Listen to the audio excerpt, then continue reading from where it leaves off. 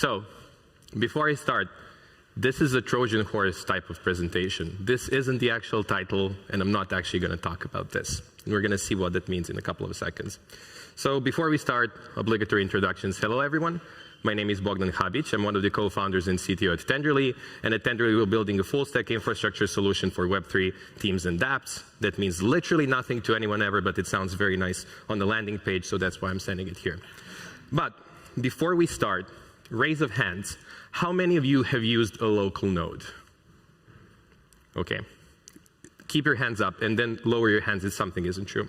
How many of you have used a local fork of a network, of a production network? Cool. How many of you have used the testnet before? Cool. How many of you have deployed to mainnet to test something out? Stand up, please. No, stand up. Come on, this is the point of the presentation. You're screwing up the vibes here. So, sit down if you didn't receive a death threat for deploying to production. Now that I got your attention, hello everyone. And today we will talk about how to test in production without actually losing your life. I didn't have an aneurysm on stage right now and talk about something that's completely tangential to this topic. Let's travel back all the way to October 2020. The DeFi summer is in full effect. Even though this is autumn, we were calling everything DeFi summer because we didn't care about names. We only cared about yield. And one of the projects which was very famous at that point, and it's also still extremely good at this point, is Yearn Finance. So everybody was using Yearn Finance in something called vaults. We'll talk about it briefly, to get as much yield as they can. So you put some money into a magic thing, and suddenly during dinner you paid off for the dinner that you had. And then also your Web2 friends said it was a Ponzi scheme. They hated you for earning money for basically doing nothing, yada, yada, yada. It was an honest way to make a living. And let's meet Andre Kronje. I probably butchered his last name, so sorry, Andre, if you ever actually listened to this. But he had a problem. What was the problem that Yearn Finance was solving? The problem was each morning he would wake up and try to find the best yield on the market. He would find a new DeFi project, hopefully that's not going to be exploited in the next couple of hours because the APY was over 800% basically at that point. And he wanted to automate that. And he created something called the vault. The idea behind the vault was, okay, here's a pool.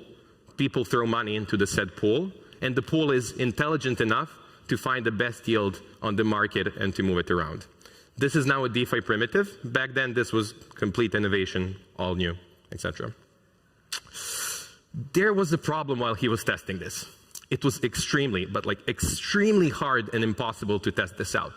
If you deploy to a testnet, none of the DeFi projects were on the testnet, and the APYs were in the production one. It was extremely hard to figure out how good the vault will actually perform. When other people put money in it, there isn't actually a way to collaborate.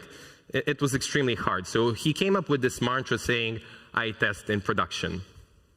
There's a couple of benefits to this. So all the data was readily available. It's production. The data is there. So all of the balances, all of the APYs, everything was there. Other people can use it. Duh, it's on mainnet. Of course, other people can use it. And it's the same environment as production because it's production. But there were a couple of cons as well. When he would deploy a new version of the project that he says people shouldn't use, people would ape in millions and millions of dollars thinking it would get higher yield. And those products, those test variant of the products would get exploited. And he started receiving death threats in October of 2020. Now, a good example of that was for the EMT token, if I remember correctly, or ENT, I cannot remember the acronym correctly, but the point there was that he put something on chain, $15 million were aped in like 3 hours. Someone exploited the test contract basically, stole $7 million of those dollars, and then gave $8 million to him to try to make it seem like he did it. So how did we end in that state, and where are we now? So Web3 testing 5-ish years ago was extremely rudimentary. So you would either use Ganache or Remix. There was more or less no other way for you to test something against the network. The idea is you spin up Ganache, you are using Truffle, you deploy all of the contracts to Ganache, and then you either click stuff around or, God forbid, write unit tests at that point, and then hope everything works. And then if you wanted to share something with someone, you would either literally pass them your laptop because It was pre-COVID, in-office was cool, and we actually saw each other at other places other than conferences, but basically you would pass them your laptop and they would test stuff out. If someone was on the other side of the globe, you would probably deploy it to a testnet and give it to them for testing purposes. Sure, moving on. And then we have like the second renaissance, or whatever you want to call it, of Web3 testing. And this is like from 2-ish years ago up until now. So DeFi summer was in full effect. And I think it's very important for historical context to know why a certain thing was invented. So at that point, both Hardhat and Foundry started popping up. Ganache added forking maybe a bit earlier than that. But why we started to have a need to fork a network is because of the money Legos. So if my project is using DAI to create a new DeFi primitive, I need the production DAI data. And then if someone's using my project, they need my data and DAI's data as well. And we had the situation where basically people would build out the project that would use 10 other projects, and those 10 projects would use like 5 different projects, and you would get basically that you need production data for around like 70-something different products to actually figure out what's happening with your functions that are being triggered. So Hardhat, Foundry, local forking, Ganache as well.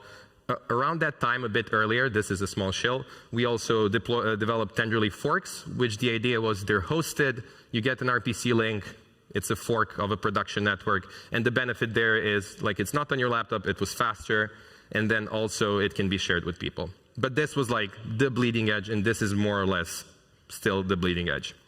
And testnets were still being used for crowd testing. So again, if I wanted my community to test out something, I would need to deploy it to a testnet, invite them, they would start using it, stuff wouldn't work, networks would get congested, and even now people are begging for Goerli ETH, and we think for some reason Sepoly is going to fix it, but the same thing is going to happen there as well eventually, and that's how we did testing.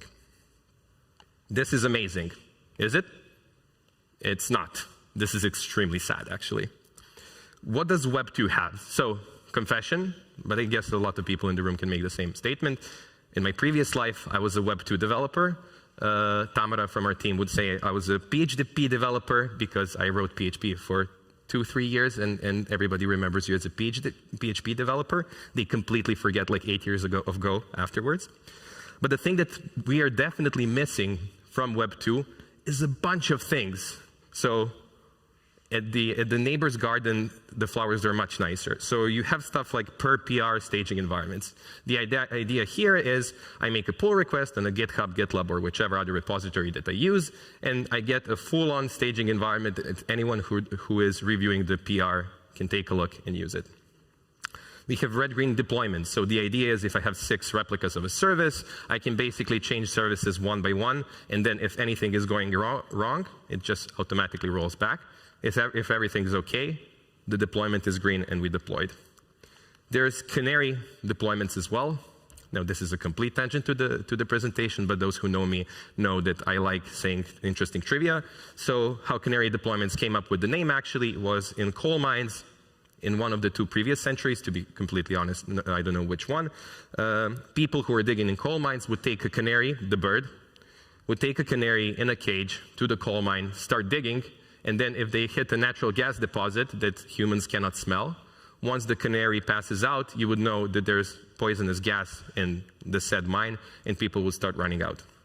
In engineering, it's much less of a bad thing for the bird because there are no birds, but basically how it works like is you have 100% of your traffic, and then you direct like 10% of the traffic to a particular service that has a new version, and then like to 15%, 20%, 30%, blah, blah, blah. And then when the whole traffic is going to the new deployment, basically the canary one is promoted to the production one. And then finally, which is going to be very interesting for this talk, is something called traffic shadowing. This isn't something common. It's very hard to implement in Web 2. The idea here is, let's say, for example, Netflix is testing out a change. What they can do is literally clone all of the traffic, all of the interactions, and everything that's happening in production with the difference that is hitting staging. So you get real user data, real user interactions, real user traffic, everything, only it's in a safe and isolated environment. And we are missing so much, but there's one thing that Web3 has that Web 2 doesn't, other than amazing memes and other stuff. It's that all of the data is there. there isn't a thing that any of our projects do that's not basically in the same database. And we can do much better than that.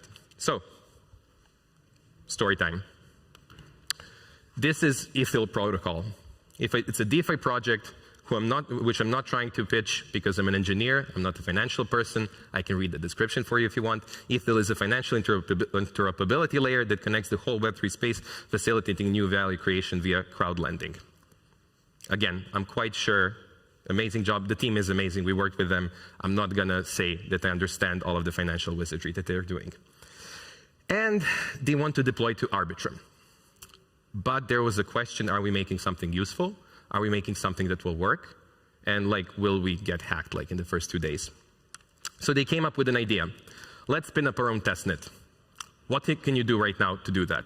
You can take Geth, Aragon, or anything off the shelf, even ZK VM or whatever, and spin up a network that's completely empty, and people can use it. That's not sexy enough, I think. Another thing that you can do, you can probably deploy it to Sepolia, I guess. And then when you deploy it to Sepolia, you have the production data issues, but you're on a testnet, it's safe, nobody will get hurt, etc. You can also deploy to production and then hope your anonymity prevents you from getting killed, basically, by a DeFi degen. But also, why risk something like that? So they literally spun up an Ethyl testnet. What was the idea there? They forked Arbitrum in a certain way. We'll see how. Users can connect their wallets to the testnet itself. But the interesting thing is, because it's the full carbon copy of Arbitrum, all of the production data balances, token balances, native currency balances, all of the contract data, everything is already there. They add it to MetaMask, they add it to whichever wallet that they're using, and suddenly they're transacting with the same wallet in a completely safe way in an isolated environment. They can also have reports and bugs being reported to them. Bugs and exploits being reported to them. So the idea here is if you have a bounty program, and this is how bounties work in general, but if you have a bounty program, there's much of a higher chance that someone will report an exploit to you if it's in an environment where they cannot, like where the incentive isn't to actually hack the thing, but to get the bounty. Why? Because someone else will be quicker and get the bounty and it's still fixed. And they did just that. So this was in July 10th. This was us in the background. We're going to see how. The Ethyl testnet is live here, and they said, hey, everyone, come here, find the bugs, try out the product, give us feedback, report exploits, and everything else that you can do with that. Another cool thing that they did is that they showed to their community how they will do upgrades, how they will add new services, so how the product will function once deployed to Arbitrum. So here we say that they added GMX and Aave to their testnet. So again, isolated environment, but showing to the community, giving them a peace of mind, basically, that how you're going to function here in this testnet is also how your team is going to function on the production network. Here we see a feature, so not an integration. So the feature here is call options, the call option service. They deployed it there, and people could test it out, use it, and see how it works. And I think it was a great success. So they have had over 3,200 people participate in the testnet itself. Over 10,000 transactions as part of their contract ecosystems were done through the UI. So this isn't bots doing traffic or whatever. These were people actually using the product. They gave out some prizes. One thing that's not listed here, and one of the founders actually told me that I can say this, one exploit was also being reported where the product would have been killed literally a week, like within the week it was deployed. So they were kept safe because they had their own testnet, basically. How did they do it? So, coming back to the Trojan horse, it was more like a babushka thing. It's like a Trojan horse inside of a Trojan horse, and then an announcement.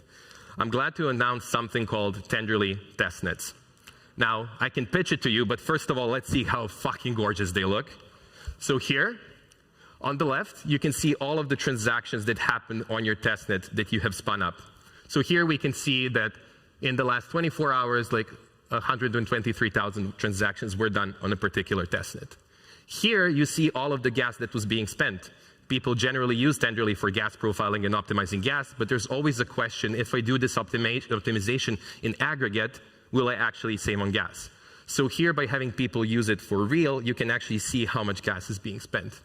And then finally, RPC request debugging. So you can see how your UI is using RPC requests. You can see how your backend ecosystem is using RPC requests. You can see how the graph indexer is using RPC requests. And what's even cooler, you can debug non-on-chain RPC requests. So you can debug ETH calls.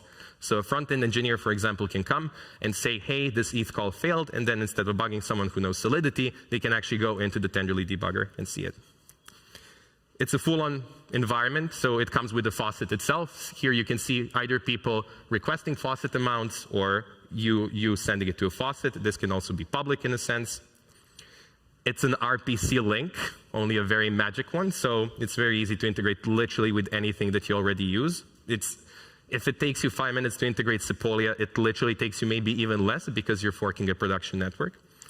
And maybe the best part, you can have an infinite amount of them. So on every pull request, you can have a testnet that does something which people use. So it's a permissioned RPC URL generator. We can pitch it in that way. You can share it with your community, integrators, etc., to use it. It used the fork chain state. This is similar to Tenderly forks. You will see why this is special. But it forks a network in a particular way. All the transactions that happen on the testnet are readily available in Tenderly with all of the contracts verified. Everything, basically everything that people use Tenderly for in production is already there on the testnet itself. It has an integrated faucet. You can set token balances and override state. So when you boot up the testnet, you can say, hey, these people have millions of USDC. This contract's code is actually different. The allow list for this particular contract is different. The signers in this multisig are different, so you can override all of that. And maybe the coolest thing, and then engineers in the room will understand why this is extremely hard, it follows the forked chain. So what does this actually mean? This means that once you fork mainnet, for example, Chainlink is constantly up to date. All of the LP positions are constantly up to date. All of the balances are up to date. Everything is up to date. So it's not a snapshot of a network. It's not the fork. You didn't fork in a point in time and then it dies off somewhere. It follows the production chain. Everything that's happening, it's shadowing traffic. That's the correct term. And you can test your application with all of the production mainnet data with a single click, more or less. What are the benefits? You can integrate your DApp or your protocol, whatever, easier with founders, with the other partners, sorry. So let's say, for example, I'm safe and I want to have people integrate modules more easily. I can have a safe testnet, as an example.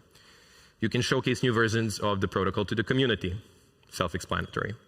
You can do bug bounty programs. Again, you can say anything reported here actually has a higher bounty than anything happening on chain. You can have staging environments for your whole team to collaborate. And I'm quite sure, just like with all of our tools, people will abuse it. And those use cases are actually much better than the ones that we thought of. But I think it's an extremely cool thing that it can follow everything like that. And I guess the question is, when can I test this out? So I'd also use this opportunity to steal your private keys. I'm joking. To invite you to a beta. So if you scan this, and leave your information. It can be Telegram. It doesn't have to be email. So we won't hunt you around with ads over the internet. We will be holding a closed beta. So the ETHIL thing that they showcased is a closed alpha. But here you can sign up for the beta and test it out yourself. Stop begging for testnet ETH, please, for the love of God. And thank you so much. I'm open for questions.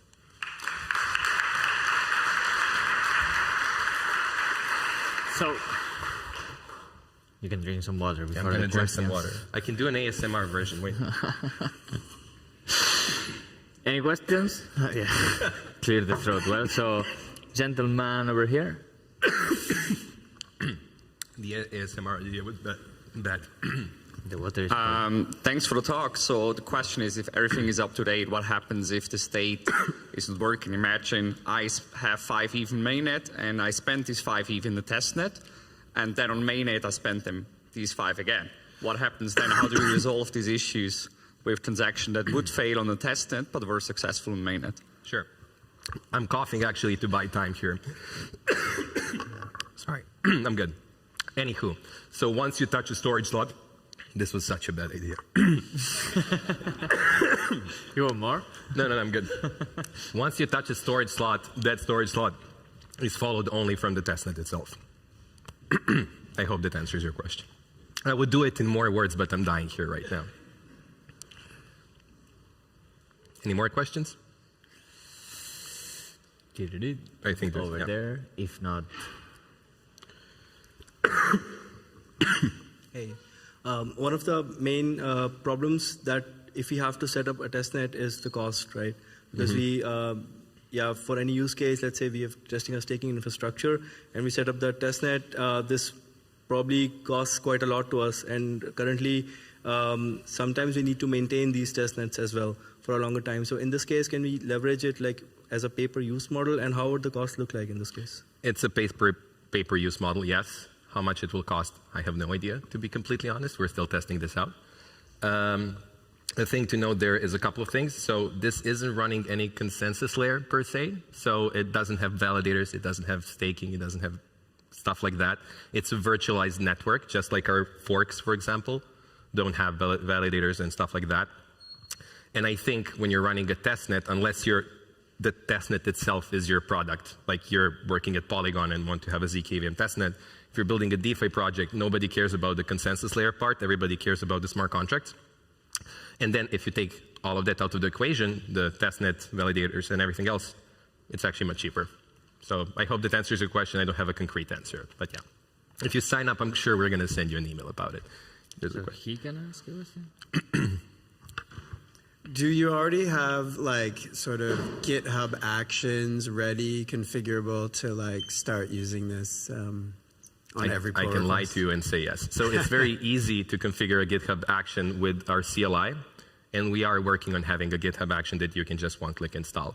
But even with that, and this is one of those don't trust verify, it shouldn't take you like more than 10-ish minutes to set up our CLI for DevNets, which is like a feature similar to this one, only for local development. Similar thing is going to be for testnets. So faster than a Bitcoin block. Yes, faster than a Bitcoin block. Any other questions? I don't know if you're yawning or raising your hand. No? Okay. Okay. If there are no questions, we're going now into a break. So thank you everyone for coming, and see you later. Thank you all so much.